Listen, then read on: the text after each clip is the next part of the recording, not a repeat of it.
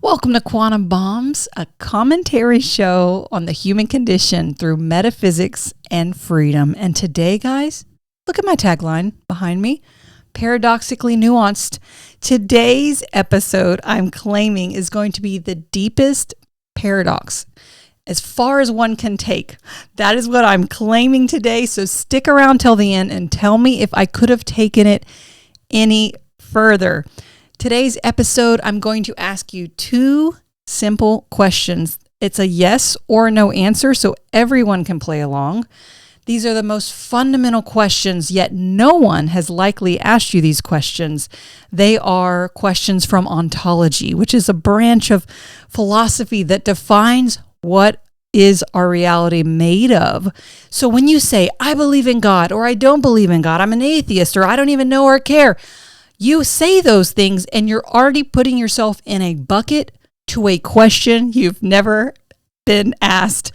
We're going to the academic side of life today, guys, and I'm going to give you that question. So before we get to the question, though, I want to just kind of bring up the obvious point that's going to help you think through this conundrum that we're going to mash up today, which is the hard problem of matter and the hard problem of consciousness.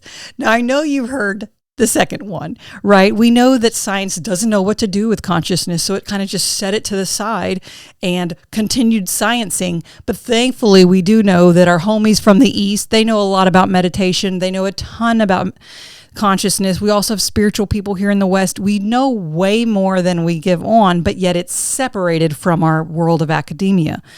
Okay, and my first episode on death and dying, I did give you a quick way to remember what consciousness was for the human. Human consciousness is my three-sided coin. Okay, I made this up. Three sides of a coin. One, Descartes said, what did he say, guys? I think he said, I think, therefore I am, right? So your first one is the I am, your awareness. The second part is your existence, okay? Consciousness is existence. And the third part is your soul. That big old buzzword that carries a whole lot of weight, but hopefully you're thinking infinity, you're thinking eternity. So those three things, soul, existence, and awareness, or the I am, that is what makes up human consciousness, okay? But we're going to take consciousness quite a bit deeper today, and you'll be able to play with the idea of what is consciousness in many different ways through this thought experiment. Okay, now let's jump to the other thing that I said, the hard problem of matter. I think it was Hedda. She had brought up this joke, which has been a joke throughout millennia. Throughout centuries, we've had a problem with matter. You may not have thought that, right? What is matter? Okay, well, I brought a rock, right? I got us a rock here, okay, guys? But then upon picking up this rock from my living room, I realized it's actually a dinosaur tooth. But for the sake of the show, we're just going to call this the rock because we're going to use this through our thought experiment. What is rock made of? Rock is technically, yeah, you're right. That's matter. What is matter? Matter is mass. But what is mass? That's the problem. Mass is a property that energy takes on, right? It's a state that energy takes on. So both of them, intrinsically, I guess let me finish my thought. Intrinsically, we don't know what matter or mass is because we can say what it does and what state it's in, but we don't intrinsically know what it is, right? Okay, everybody, don't read through this all at once. We're going to go through it piece by piece together. We're looking at these two questions that are the questions of what is the fundamental substance of our being, of our reality? What's the fundamental substance? There's two questions. Each one has a yes or a no answer for those that are listening. And by choosing yes or no, it's going to be putting you into these bucket of thoughts like dualism, materialism, idealism, and a fourth category that we're going to get to as maybe our ultimate paradox. We're going to start in the top right-hand corner because by default, most of everyone derping around our postmodern world fits into the materialism category. If you go through any type of academia in Western world, we're in materialism. Okay, guys? Consciousness is a substance, and it can exist without matter. So, make it easy to bite-sized to understand. Can consciousness exist without my brain? Because your brain is matter. Well, no, I need my brain in order to have consciousness. Most people, materialists believe that consciousness is coming through from out the brain. It's some type of qualia and quantum equation. We don't understand what's happening in the brain, but it happens, right? That's materialism. There is only one substance, and it is matter, okay? Now, let's jump to the left side. The question is flipped. Matter is a substance, and it can exist without consciousness. Okay, so that's basically saying a rock exists without mind, without consciousness, without a creator. Yes, it can exist without a creator. That puts you back to being a materialist, as we know. So an atheist, of course, would say, yeah, rock exists because simply rock exists. There is no God. But if you say, no, consciousness is necessary for the rock to exist. There had to be some type of intelligent thought that created it through a fundamental field that bubbled up through the quantum fields, and the periodic table came and a bunch of chemistry happened and it made the rock. A creator did that. That is saying that consciousness, a creator, is necessary for any matter to exist. That puts us in the bucket that we all know as believers as idealism. So if you believe in a God, you're an idealist. Okay, so for idealism regarding the brain, right? So we don't think that consciousness comes from the brain. We see the brain as a radio. The same way we have a radio that receives a signal and emits the music, our brain is simply the apparatus in our avatar. Our body is an avatar receiving a signal from the fundamental field that we can't even get out of. And it is projecting out through the brain that works with our physical apparatus, the body. That's how idealism would say consciousness works with the brain. It's not a quantum computation like that super famous physicist. What is his name? I'm going to look it up. Okay, yeah, this is me being cocky. I'm actually saying I disagree with Roger Penrose, super famous physicist who was trying to figure out if there's some type of quantum calculation happening in the brain. I don't think so. And even further, let's take it to heaven. But before we get to heaven, let me just quickly say that dualism is a very paradoxical place to be because you're saying, yes, both exist at the same time. But let's just keep going with heaven. Okay, so if you believe in an afterlife, what apparatus are you going to get to heaven in? Well, you're going to get there via your consciousness. Like we said, it goes on forever. And how are you doing that? Via the fundamental field. That's my coined term for what we're going to get into. In the first episode, Death and Dying, I made the point of saying that your consciousness transcends space-time via the fundamental field. So let me walk you there. I'm going to kind of make this very easy for you to understand and in a physical sense that all of us can agree upon. And then I'm going to walk you all the way to the door to where most then atheists would step in and say, BS, that's where your physics stops, and this is where metaphysics steps in. Okay, so we have this space-time we're in, which is everything. It's a fancy word for just saying everything physical that we measured, and we add time to it, okay? It's governed by classical physics, big things moving, and then we go down to the smaller stuff, which is the quantum fields. And just like in the periodic table of elements that makes up our physical matter and mass in our rocks, we have the 17 quantum fields, which is the standard model of quantum physics. It's like we have 12 little things that make up matter, and we have like 3 different forces and the Higgs field. That's our quantum world where we're getting down to things we cannot no longer see or almost measure. And right there at the bottom of that is the vacuum state, okay? And it's also, that's where the 0 point energy or the radiant energy that Tesla was measuring and talking about, that's all coming from that ground state. So now we're here at this sexy ground state.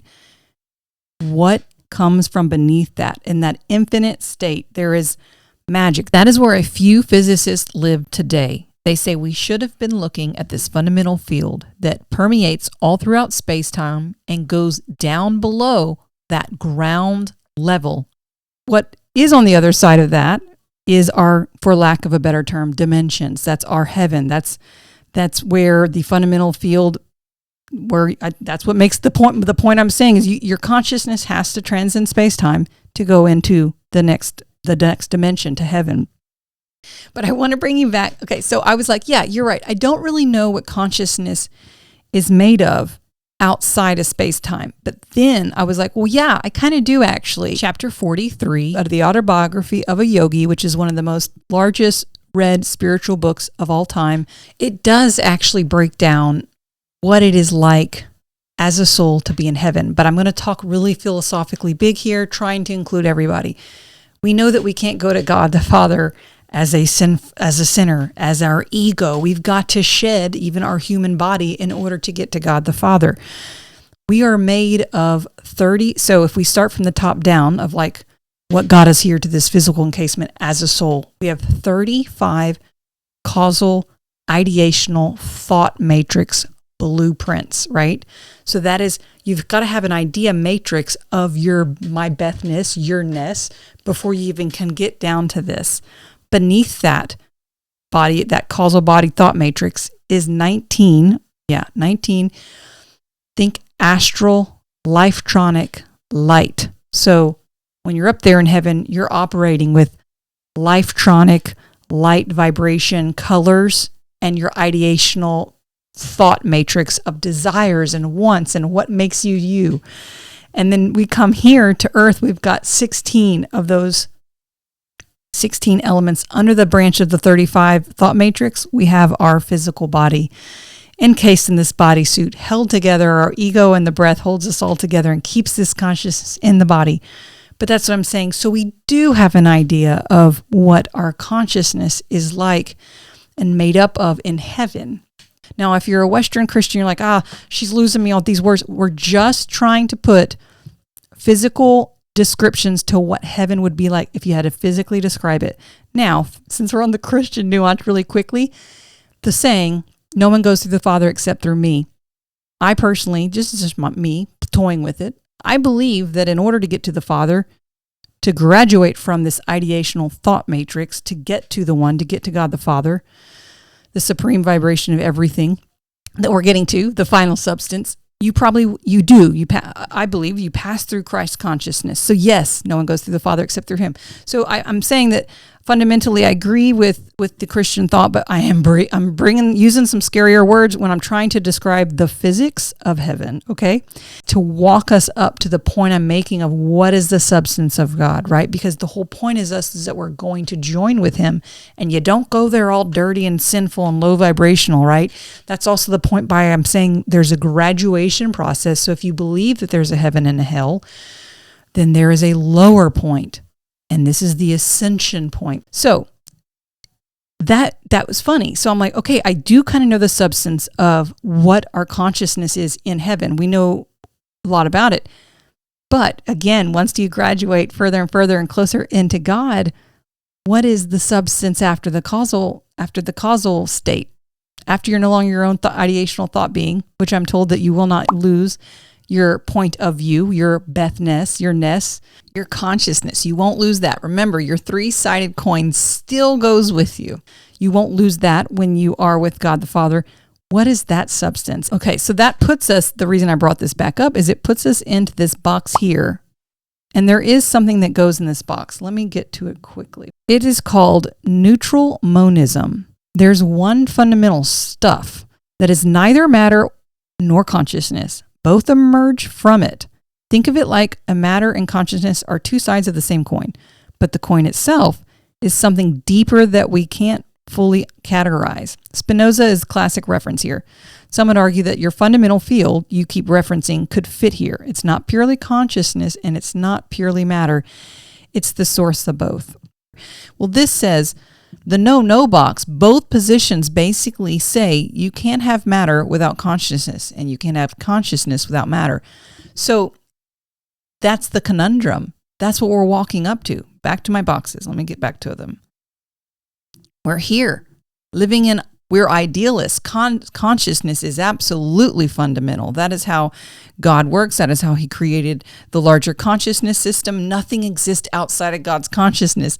But again, we're held together by something separating us from his consciousness. These little desires of who we are as light beings, as thought beings, as human bodies here in planet Earth and in space-time. So we are idealists. However, if you are still like me wondering what is the ultimate substance, God the Father, That is the no. That's the paradox.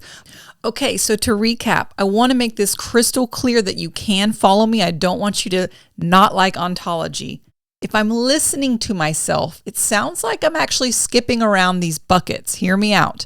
I've just now described to you that our body, our light being, and our idea being, these are three encasements that you could argue are hints of matter, right? Light, photons, ideas. This is all some type of fabric or the beginning of a fabric. This is matter. So you could say, Beth, are you then putting us into the category of dualism, right? Because we're now saying yes. Or are you even flirting with the idea of materialism, meaning that in order for your consciousness to run and play about in heaven, you're still adding some type of physical matter to it? And I'm saying, no, we are still idealism. I'm still living in the camp idealism. And the reason being is that your consciousness is unseparated from a fundamental field. And it is only adding on the three matter suits. It's because it's actually your separation from God. God is the fundamental field that you are coming from, and your only way to be separated from him is with the actual encasements, you see. So I'm still living in the idealism camp. However, because we don't know what the fundamental field is, the substance of God, the final destination, go back to the ground state I brought us to, the physical, the quantum. Now we're at the ground state, the vacuum field place. What's beneath that is where the fundamental field is coming up from and throughout. It's permeating all of space-time, and it goes down to the ground state. What's behind that? That's where those physicists are saying this is the most necessary. We've got to begin it. We've got maybe close to 100 physicists now that are living in idealism, okay? Most physicists are in the materialism bucket, but I'm following both, and I'm idealism.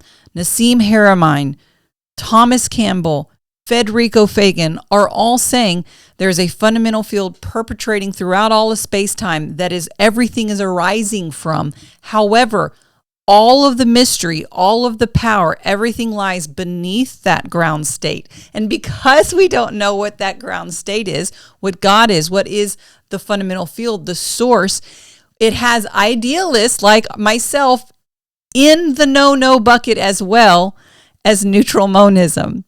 Okay, so I think we've ruled out dualism, well, for me, and I love that you could pick your own buckets too. I've ruled out dualism, materialism. I'm an idealist at heart, but I'm very humble when it comes to my neutral monism. I don't know what the final substance is. That's a joke, because if you're listening, guys, to get to neutral monism, it's a no.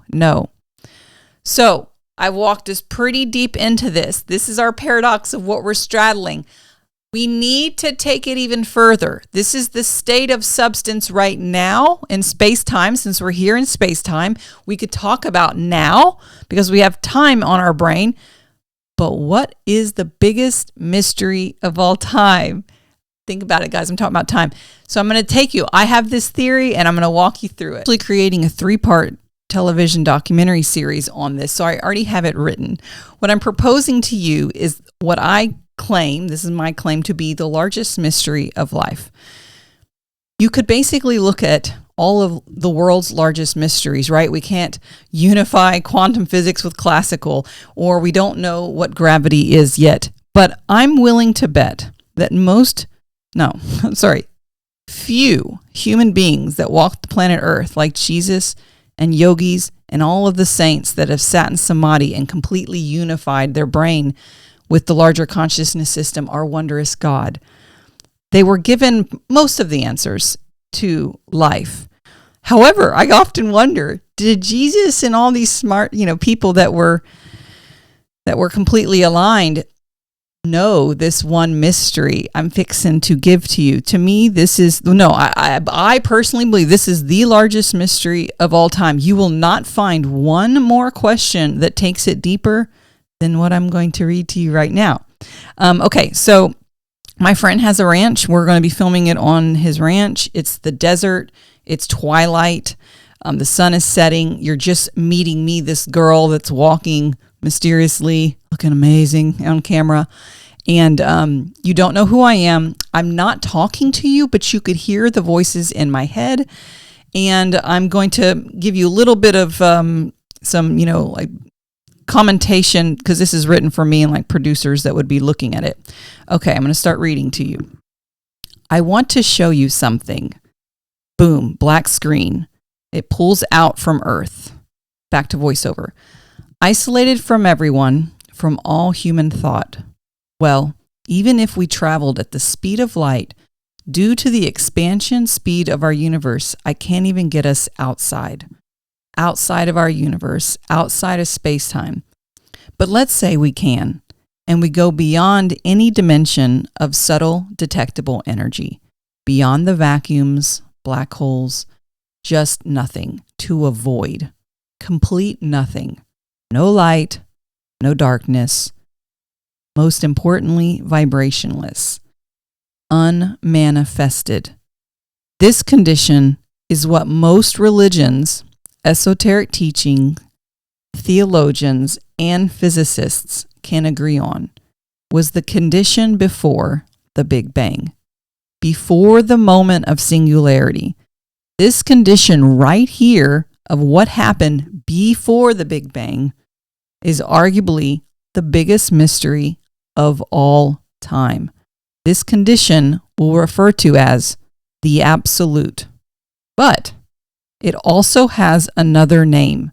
We often use it, but this form is its most accurate context. That name is spirit. Unmanifested spirit. I've known you heard this word related to so many other things. Back to producer. Whoosh, fast flip through various images.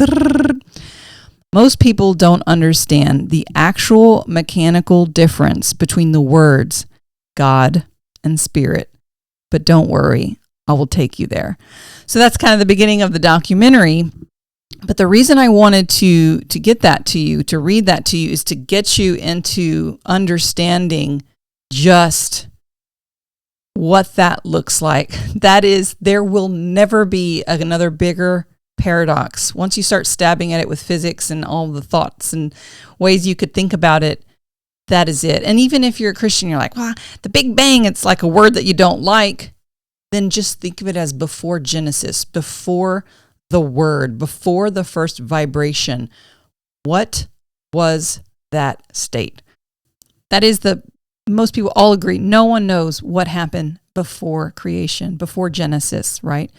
What was that state? That I don't know if that question will ever be answered. And I don't know, like when Jesus was sitting in samadhi with God, did he say what that was? I don't know.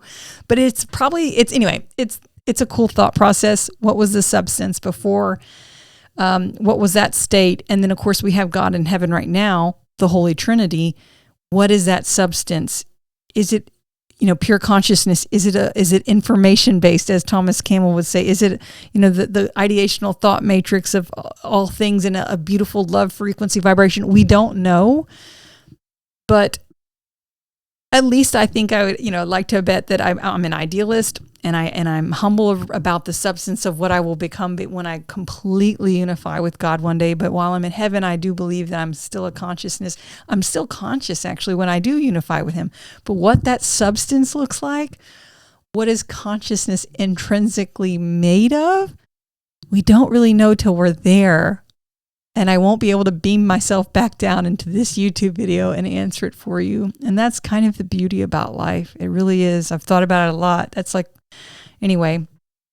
But my paradox, I guess, is that, let's go back to the box, is that I live right here on this bottom one. I could be, because I don't know. Until then, all I do know is, yes, idealism, that everything is, I am part of this fundamental field. I am the drop in the ocean of God. And that is it is the best way. The ocean, time and time and time and time again, will be used to explain to you what we are. We are drops in an ocean. We could never be separated or taken out of God's consciousness, which is a perfect lead-in. Please stay with me and join me on my next show, because we're going to be talking about more ontology, about how does God play with the universe? How does he interact? Does he point at it? Is he all part of it? How does it work? Thanks for joining me, guys. Let me know in the comments, where are you at? Are you like a no, yes, no? Where are you at in your reality, on your ontology? Did you even know it exists? Have a good one. Stay human and stay free.